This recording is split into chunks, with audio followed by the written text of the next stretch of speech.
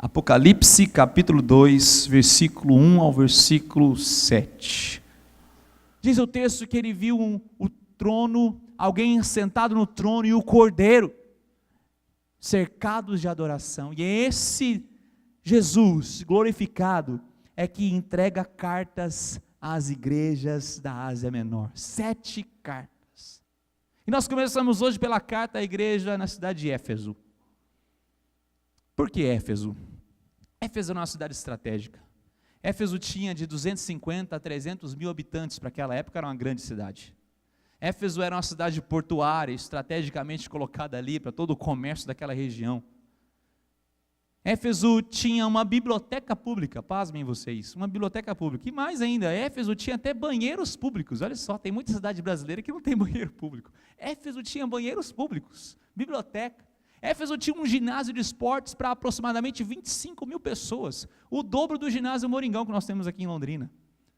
Era uma cidade épica, estratégica, mas também Éfeso concentrava ali a adoração à deusa Diana, a Ártemis, a deusa da fertilidade. Esse templo, o templo de Ártemis, era tão suntuoso, tão grande e bonito e bem edificado, que ele foi considerado uma das 7 maravilhas do mundo antigo. Ali havia muito paganismo, muita adoração a ídolos, mas ali havia uma igreja que confessava Jesus Cristo. E essa igreja sofria perseguições. Mas atente no capítulo 2, no versículo que nós lemos, no primeiro versículo diz: ao anjo da igreja em Éfeso escreve, essas coisas diz aquele que... O que está escrito na sua Bíblia? Tem 2, 3 pessoas lendo só. Vamos lá. Estas coisas diz aquele que conserva na mão. E olha só, as 7 estrelas aqui, quando você lê o capítulo 1, ele diz que é a liderança da igreja. E ele fala, aquele que anda no meio dos candeeiros é a igreja. E quando eu falo igreja, Jesus está andando no meio da igreja, eu não quero dizer que Jesus está andando nos edifícios da igreja, não, ele está andando no meio de nós. Olha que maravilhoso. Ele fala, aquele que tem a liderança em suas mãos, ele coloca e tira quando bem entende. Aquele que anda no meio da igreja, aquele que sonda os nossos corações. Sabe que nós temos que ter o entendimento da transcendência de Deus, e isso é maravilhoso, saber que Deus é sublime, Ele está sentado em alto e sublime trono, como nós já falamos aqui, mas também temos que ter a ideia, o entendimento da imanência de Deus, o Deus conosco, do Deus Emanuel, um Deus que se faz presente na minha e na sua história. E aqui, além de um Deus transcendente, ele fala de um Deus imanente, ele anda no meio da igreja. Sabe que hoje eu quero te chamar a olhar para esses versículos com uma carta que sonda os nossos corações. A carta à igreja a Éfeso, em Éfeso, é uma carta que mostra um Jesus Cristo que está sondando os nossos corações. Eu não sei se você teve a oportunidade de ver os noticiários, mas há 2 semanas aproximadamente atrás, encerrou-se a procura de um grande avião que caiu em 2014, com 239 passageiros, na região da Malásia. O governo da China, o governo da Austrália, até mesmo da Inglaterra, se envolveram na procura, gastaram milhões de dólares sondando, procurando no fundo do oceano. Mais de 86 mil quilômetros quadrados foi vasculhado e não acharam nada. Alguns pedaços de fuselagem que eles não têm certeza se é do avião ou não. Imagine só, um avião Boeing com 239 pessoas desaparecido há 4 anos. Usaram as melhores técnicas, as sondas com a maior tecnologia que existem no mundo para vasculhar o fundo dos oceanos e não acharam nada.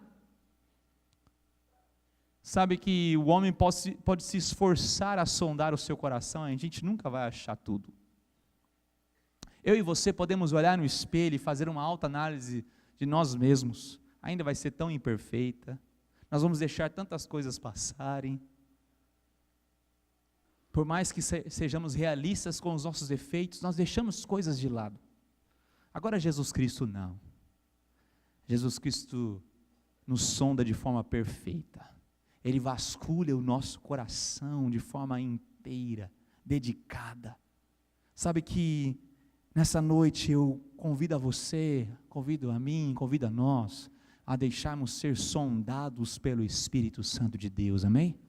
Coloque a mão no seu coração, faça esse clamor, fala: Espírito Santo de Deus, sonda-me, Senhor. Quando nós olhamos para a carta de Jesus Cristo à igreja em Éfeso, nós vamos ver essa sondagem profunda. Ele começa a falar ali: conheço as tuas obras, e depois mais para frente: mas eu tenho contra ti algo. Ele mostra o que ele conhece, as qualidades, mas também mostra os desvios daquela igreja. Mas antes de mergulharmos nesses conceitos, é muito importante entendermos como que nasceu, como que foi plantada essa igreja, a igreja em Éfeso. Como é que aconteceu tudo isso? Tem uma história maravilhosa. Éfeso foi visitada por Paulo em sua 3ª viagem missionária. Lá no livro de Atos dos Apóstolos está escrito as viagens missionárias de Paulo. Paulo era um estrategista. Paulo visitava as grandes cidades que tinham um potencial de se expandir o evangelho. Então Paulo foi para Éfeso, e quando ele aportou em Éfeso, ele gastou ali alguns anos. Na verdade, o texto diz que ele gastou e investiu 3 anos ensinando, ministrando na cidade de Éfeso. Quer ver? Abra comigo em Atos capítulo 19, você vai entender um pouquinho dessa história. Atos capítulo 19 mostra quando Paulo chega em Éfeso, mas eu quero destacar a partir do versículo 8, Atos capítulo 19, versículo 8 fala: durante 3 meses, Paulo frequentou a sinagoga, onde falava ousadamente, dissertando e persuadindo as pessoas a respeito do reino de Deus. Versículo 11, e Deus, pelas mãos de Paulo, fazia o quê? Milagres extraordinários. Olha só o que a cidade de Éfeso experimentou, Deus fazendo milagres extraordinários pela vida do apóstolo Paulo. Então a igreja em Éfeso nasceu experimentando milagres, e continua, a ponto no versículo 12, de levar aos enfermos lenços e aventais do seu uso pessoal, diante dos quais as enfermidades fugiam das suas vítimas, e os espíritos malignos se retiravam. Olha só que tremendo. A cidade de Éfeso experimentou um avivamento tão grande que as pessoas ali eram curadas e libertas. Agora acontece uma história muito interessante, versículo 13, alguns judeus, exorcistas ambulantes, olha só o que existia nessa época, exorcistas ambulantes, eles viajavam exorcizando as pessoas, tentaram, olha só a palavra, tentaram invocar o nome do Senhor Jesus sobre possessos de espíritos malignos, dizendo: esconjuro-vos por Jesus, a quem Paulo prega. Eles falam assim: Paulo está usando o nome Jesus, nós não conhecemos quem é Jesus, mas nós queremos libertar esse homem possesso de espírito maligno, em nome, como se eles estivessem falando, em nome de Paulo, na autoridade de Paulo. Eles erraram totalmente. Diz o texto que a quem fazia isso eram 7 filhos de um judeu chamado Seva, sumo sacerdote. Versículo 15, mas o espírito maligno lhes respondeu: eu conheço Jesus, eu sei quem é Paulo, mas vós, quem sois? Olha só, eu sei quem é Jesus. Olha, Jesus tem causado um trabalhão para nós, é um problemaço. Jesus, onde ele chega, a gente já tem que sair correndo, não tem jeito, não dá para ficar lá, ele é filho de Deus. Eu conheço Paulo também, olha, é um homem de oração, hein? Esse aí tem comunhão com Deus, ele fala também, a gente sai fora. Mas vocês, quem são? E olha só o que acontece, e o possesso do espírito maligno saltou sobre eles, subjugando a todos, de tal modo prevaleceu contra eles, que desnudos, pelados, feridos, fugiram daquela casa. Você consegue imaginar aqueles 7 homens fugindo, sem roupa, no meio da cidade de Éfeso, envergonhados? Mas esse fato trouxe temor no coração das pessoas, habitantes daquela cidade. Diz o versículo 17, chegou este fato ao conhecimento de todos, assim judeus como gregos, habitantes de Éfeso, veio temor sobre todos eles, e o nome do Senhor Jesus era engrandecido. Assim nasce a igreja em Éfeso, experimentando milagres extraordinários, mas não só milagres, porque todo avivamento tem um resultado. Quer ver o resultado desse avivamento? Versículo 18 começa: muitos dos que creram vieram confessando e denunciando publicamente as suas próprias obras. É só uma ação do Espírito Santo de Deus para causar arrependimento no coração das pessoas, arrependimento genuíno, arrependimento que confessa os seus pecados. E aqui eles faziam publicamente. Eu imagino que em praça, tal era o sentimento do arrependimento do coração daqueles homens, gerado pelo Espírito Santo de Deus. Aqueles homens e mulheres chegavam publicamente, confessando os seus erros, querendo mudança de vida, porque eles tinham encontrado a razão da existência, a salvação, tinham entendido o evangelho de Jesus Cristo, e aqueles homens e mulheres confessavam publicamente não só isso, versículo 19, também muitos dos que haviam praticado artes mágicas, reunindo os seus livros, queimaram diante de todos, calculados os seus preços, achou-se que montava 50.000 denários, assim a palavra do Senhor crescia e prevalecia poderosamente. Assim nasceu a igreja na cidade de Éfeso. É como se aqueles homens hoje estivessem presentes e fossem levar à praça pública para ser queimado o horóscopo que eles leem dia a dia. Quem sabe pessoas teriam que tirar amuletos que levam na carteira aqui, porque receberam de alguém para dar sorte. Quem sabe você que vai fechar um negócio, usa aquela meia que você usou uma vez e deu certo e você usa até hoje. Está até rasgada no dedão para fora assim, ó. Mas você usa porque você tem mais fé na meia do que no próprio Senhor Jesus Cristo. Quem sabe você ainda costuma acordar e colocar o pé direito, porque é para começar com o pé direito a semana. Quem sabe tem pessoas aqui, eu não sei se aqui, eu quero crer que não, mas tem pessoas que estão nos assistindo, que vão todo final de ano dar 7 pulinhos na onda. Tem pessoas que fazem de tudo. Aqui haviam homens que largaram suas práticas pecaminosas e queimaram em praça pública, não importando o valor daquilo. Isso é avivamento, é mudança, é arrependimento e mudança. Éfeso experimentou isso. O apóstolo Paulo pregou o evangelho ali, plantou essa igreja, e a história diz que depois de Paulo deixou Timóteo, o seu discípulo amado, para ser pastor dessa igreja. E depois de Timóteo veio o apóstolo João como pastor da igreja em Éfeso. E se você for analisar corretamente, sabe quem que era uma das discípulas, dos membros ali dessa igreja, muito conhecido ou conhecida? Era Maria, mãe de Jesus. Porque na crucificação Jesus disse para que João cuidasse de sua mãe. Ou seja, provavelmente se João era pastor da igreja em Éfeso, quem estava sentado na primeira fileira em todos os cultos era a própria Maria.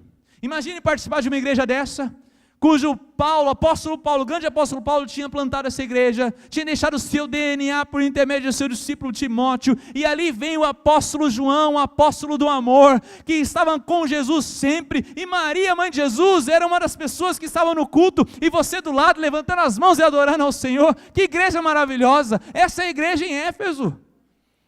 E Jesus está passando por meio dessa igreja, sondando os corações. Não é à toa que Jesus começa no versículo 2, do capítulo 2 também de Apocalipse, ele fala: conheço as suas obras, eu sei o seu labor, a sua perseverança, eu sei que vocês têm feito grandes coisas, eu sei que vocês têm trabalhado para a expansão do reino de Deus. Vocês aprenderam isso com Paulo, aprenderam isso com Timóteo, aprenderam isso com o apóstolo João. Eu sei que vocês têm isso dentro de vocês. Vocês fazem muitos eventos, vocês fazem muitas atividades, vocês fazem face a face de todos os tipos de pessoas, vocês fazem acampamento, vocês têm células, vocês têm feito muitas coisas. Parabéns, eu reconheço isso. Quem sabe alguém aqui que tem feito grandes coisas para Deus, acha que não é reconhecido.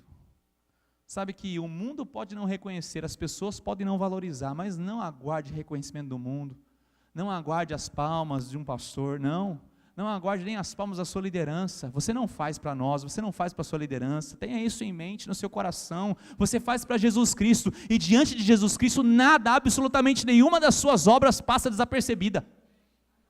Ele fala: eu conheço as suas obras, eu tenho notado o seu labor, a sua perseverança, e mais, eu sei que você não pode suportar homens maus, e que puseste a prova os que a si mesmos se declaram apóstolos e não são, os achando mentirosos. Olha só, eu sei da sua doutrina, eu sei da sua ortodoxia, eu sei que vocês têm vivido o evangelho, a natureza do evangelho, eu sei que vocês não são empurrados com qualquer evento de doutrina, eu tenho visto que vocês são criteriosos, vocês sabem analisar e examinar todo tipo de pessoa que vem pregar na sua igreja. Vocês são que nem os bereanos. Você lembra dos bereanos? Quando Paulo visitou Bereia, os irmãos cristãos em Bereia ouviam Paulo, e parece que eles interrompiam Paulo. Peraí, Paulo, deixa eu conferir nas escrituras se o que você está falando é verdade. Sabe que nós deveríamos ser uma igreja assim investigativa. Sabe por quê, queridos? Quem está aqui na frente pregando agora é um homem pecaminoso, pecador, assim como eu e você, todos nós. Eu trago a palavra de Deus, ungida pelo Espírito, e peço, Deus, que eu diminua e que o Senhor apareça, mas tem muito do Emerson aqui ainda. Você deveria investigar tudo o que eu falo. Você deveria ir nas Escrituras. Você deveria mergulhar nas Escrituras. Você devia ser como os irmãos de Bereia. Você deveria investigar as coisas que são pregadas aqui, que é ensinado aqui. Apesar de todo o zelo que se há nesse púlpito, ainda existe muito do pregador em nós. Sabe que o nosso desejo é que você saia daqui não falando assim, nossa, que pastor, que oratória, nossa, não. Se você faz isso com a gente tem uma segunda-feira muito ruim, sabia? Não deu certo, não entenderam nada. Desejo do coração dos pastores aqui que você saia daqui embasbacado com Deus, com a palavra dele, que você saia aqui encorajado à mudança de vida, não pelo que eu falei, mas pelo que a palavra comunicou ao seu coração. Esse é o maior desejo do coração. Essa igreja entendia isso, pois à prova aqueles que a si mesmos se declaravam apóstolos e não são, e os acharam mentirosos. Doutrina, ok. Defesa da sã doutrina, ok. Que igreja maravilhosa que eles experimentavam. No versículo 6, Jesus exalta mais uma das qualidades: tens contudo a teu favor que odeias as obras dos nicolaítas, que eu também as odeio. Preste atenção que Jesus fala, não odeio os nicolaítas, odeio as obras dos nicolaítas. Quem eram os nicolaítas? Os nicolaítas estavam pregando uma nova versão do cristianismo. Uma nova versão do cristianismo. Eles pregavam um evangelho sem exigências morais, sem proibições, encorajavam os crentes a uma vida promíscua moralmente, um evangelho que pode tudo, Deus é bom, Deus vai perdoar, pode tudo. Tem muito disso no meio dos jovens, a galerinha aí principalmente se reúne aí na galeria. Tem um discurso no meio da juventude que pode tudo, que nós temos que ter um novo olhar para as Escrituras. Aliás, a Bíblia é um livro muito antigo, tem que ter uma nova reinterpretação, o olhar do século 21 sobre as Escrituras, e vão deturpando verdades, vão negociando princípios de Deus em suas vidas. Mas esse povo de Éfeso, eles odiavam as obras desses homens, porque entendiam o verdadeiro evangelho em suas vidas, eles não negociavam princípios. Depois que essa igreja foi plantada, experimentou essas bênçãos, foi exaltada pelas suas obras, pelo seu labor, pela sua perseverança, passou-se 40 anos na história da igreja em Éfeso, e agora essa igreja não recebe uma carta do apóstolo Paulo, essa igreja recebe uma carta de Jesus Cristo, recebe uma sondagem que Jesus Cristo fez no coração desses homens e dessas mulheres, e ele fala no versículo 4, tenho porém contra ti que abandonaste o teu primeiro amor. Eu reconheço todas as suas obras, reconheço a defesa da sua fé, mas vocês abandonaram o primeiro amor. Sabe o que isso quer dizer? Que pode ter muito labor, mas pouca ternura. Pode ter muito trabalho, mas pouco amor. Você já foi atendido por alguém, um atendente de caixa, algum lugar, numa loja ou num banco, e a pessoa está tão atarefada, que ela pega o bilhete da sua mão, carimba, tal, próximo, foi atendido assim já? E daí você passa, né, porque tem o próximo, você é um número, a pessoa não é capaz de erguer e olhar para você, por vários motivos, ela está corrida, tal, mas no final do dia, o gerente daquela loja, o gerente daquele banco chega, parabéns para aquele funcionário, você fez um ótimo trabalho, olha quantas pessoas você atendeu, muito labor, mas zero de afeto, zero de ternura, zero de amor. Essa igreja tinha muito labor, mas tinha zero de ternura, tinha zero de afeto. Sabe o que é afeto? Afeto é o seguinte, eu afeto você, você me afeta. Eu posso ter um afeto destrutivo para você, eu posso destruir você com as minhas palavras, é o desafeto. Eu posso tratar você com indiferença, eu posso nem olhar para os teus olhos, é um desafeto. Agora eu também posso trabalhar com afeto, eu posso afetar você com boas atitudes, eu posso, mesmo na correria dos meus afazeres, eu posso ter um olhar nos seus olhos, eu posso ter um sorriso nos meus lábios, eu posso deixar um pouco de lado as coisas e falar: o que está acontecendo com você? Tudo bem? Eu posso ser simpático, eu posso afetar o coração das pessoas. Jesus Cristo está falando assim: olha, vocês abandonaram o primeiro amor, vocês são uma igreja com a mente iluminada, mas com o coração obscurecido. A mente está cheia de doutrina, bem iluminada, mas o coração de vocês está em trevas. É uma igreja com a verdade na mente, mas sem fogo no coração. E sabe, nós corremos um sério risco de acontecer isso, de defendermos a fé, de darmos a nossa vida em defesa da fé. Tem pessoas que dão a sua vida pela doutrina presbiteriana, dão a sua vida até mesmo por Calvino, mas não dão a sua vida por Jesus Cristo, se esquecem do verdadeiro amor. Tem mente iluminada, coração obscurecido. Tem verdade na mente, mas não tem fogo no coração. E ele fala: vocês abandonaram o primeiro amor. Sabe, a igreja perde o primeiro amor quando ela é capaz de examinar os outros, mas é incapaz de examinar a si mesma. Perdemos o primeiro amor quando examinamos as pessoas, mas perdemos a capacidade de examinar a nós mesmos. Certa vez Jesus Cristo disse: olha, você enxerga o cisco no olho do próximo, mas não enxerga a trave que está diante dos seus olhos. Esses homens e mulheres da igreja de Éfeso, eles reconheciam e colocavam os homens à prova, mas esqueceram de examinar a si mesmos. E com o tempo o amor foi se esfriando, e tudo era feito de forma mecânica. Se eu pudesse resumir o lembra-te, arrepende-te e volta, eu poderia falar: reflita, decida e pratique. Reflita, decida e pratique. Jesus nos dá uma oportunidade diferente hoje.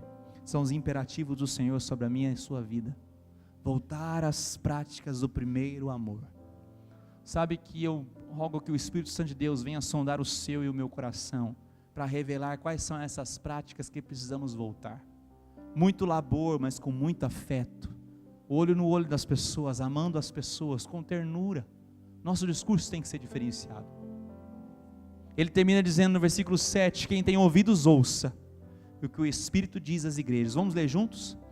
Ao vencedor dar-lhe-ei que se alimente da árvore da vida que se encontra no paraíso de Deus. Olhe para mim aqui. Em Éfeso existia o templo de Ártemis, como eu te disse. Era um templo gigantesco, monumental. Dentro desse templo existia um espaço chamado paraíso de Ártemis. E nesse paraíso de Ártemis havia uma grande árvore. E essa árvore dava frutos. E as sacerdotisas da deusa Diana se alimentavam desses frutos, dizendo que aquilo trazia fertilidade para as suas vidas. João, ele remete a essa ideia daquela cidade, mas ele mostra uma árvore sublime, a árvore da vida que se encontra no paraíso de Deus. Quando olhamos a história em Gênesis, vemos Adão e Eva que tinham acesso a duas árvores, a árvore da vida e a árvore do conhecimento do bem e do mal, e eles comeram o fruto da árvore do conhecimento do bem e do mal, e por isso foram expulsos do jardim do Éden, para que não tivessem acesso à árvore da vida.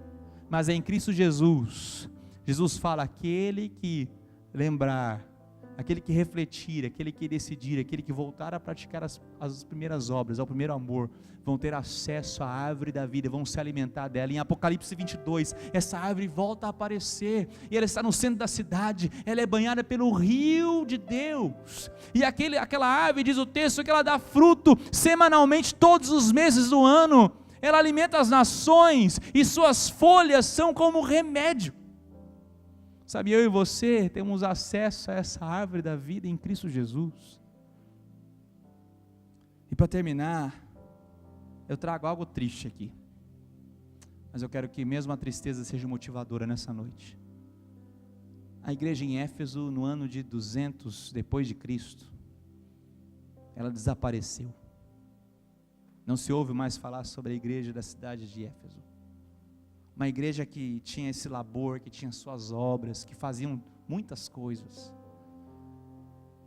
mas ela não ouviu o convite de Jesus Cristo.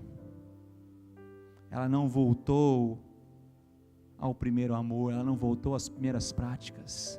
Então aconteceu o que Jesus falou no versículo 5: se não venho a ti, moverei do seu lugar o teu candeeiro, caso não te arrependas. Sabe, essa noite eu quero convidar você a refletir, a decidir, a praticar, para que a gente não venha experimentar a história da igreja em Éfeso. Pelo contrário, que possamos experimentar uma história de uma igreja que tem muito labor, com muito amor, que tem muito trabalho, com muito afeto, que tem mente iluminada e coração iluminado, que tem a verdade na mente e fogo no coração. Amém?